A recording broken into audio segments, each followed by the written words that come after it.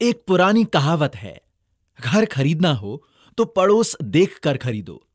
और यह भी कि पूरे जगत को पसंद करना आसान है, किंतु अपने ही पड़ोसी से प्रेम करना बहुत कठिन।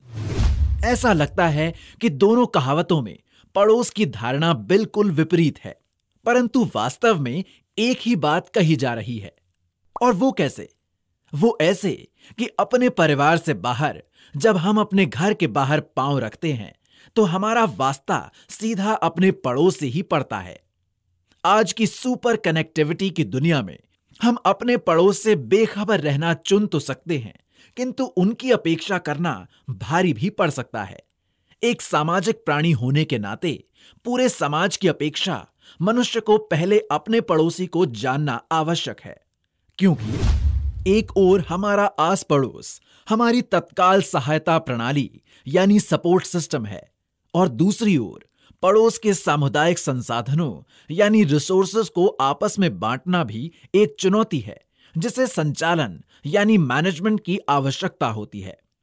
तो आइए अब समझें कि आस पड़ोस और उसके मुद्दे किस प्रकार हमें प्रभावित करते हैं। पहला, सुरक्षा। हम सभी जानते हैं कि सुरक्षित पड़ोस के बिना एक अच्छी रात की नींद की कल्पना करना बहुत कठिन है। इसलिए स्थानीय समुदाय आमतौर पर पड़ोस में किसी भी समाज विरोधी गतिविधि पर नजर रखने के लिए सीसीटीवी कैमरों के माध्यम से सुरक्षित फाटकों और निगरानी के तंत्र बनाने में सामान्य रूप से सहयोग करता है। दूसरा, बचाव यानी सेफ्टी।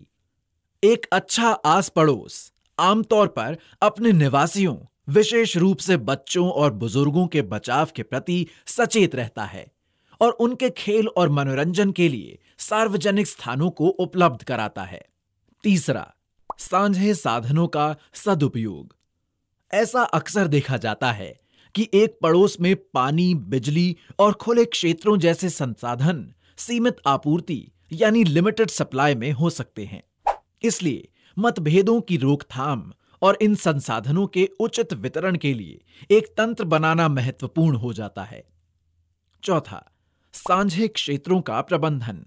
इसमें पार्किंग स्थल, पार्क, खुले क्षेत्र आदि और उनके रखरखाव, स्वच्छता और सौंदर्य के प्रबंधन शामिल हैं। एक और साझा स्थान हमारे आसपास का एयर स्पेस हो सकता है, वरना पड़ोस में शोरगुल वाली पार्टी पर नियंत्रण कैसे कर सकेंगे। पांचवां, सामुदायिक आयोजन।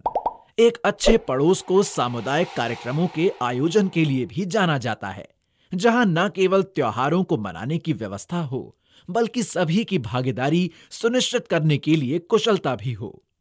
छठा, विपत्ति एवं दुर्घटना प्रबंधन।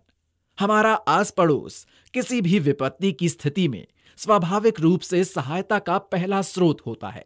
ये विपत्ति सभी के लिए समान भी हो सकती है, जैसे भूकंप या फिर किसी निवासी की व्यक्तिगत आपातकालीन स्थिति या दुर्घटना भी।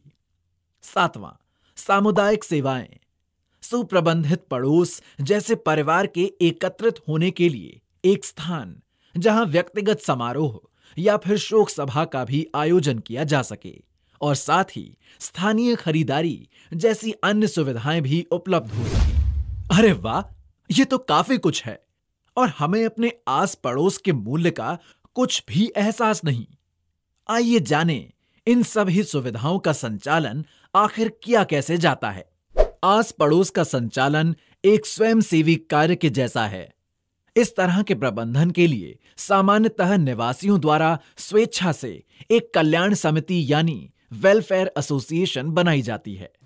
ऐसे पड़ोस भाग्यशाली हैं जहां कुछ समर्पित व्यक्ति मिल जाते हैं, जो कि कल्याण समिति को सुचारू रूप से चलाने के लिए अपना व्यक्तिगत समय देते हैं। इसलिए अपने पड़ोस में योगदान देना और इससे जुड़े स्वैच्छिक कार्यों में समय व्यतीत करना एक अच्छा विचार है, क्योंकि अन्य सभी लाभ के साथ ये हमारी संपत्ति के मूल्य को भी तो बढ़ाता है।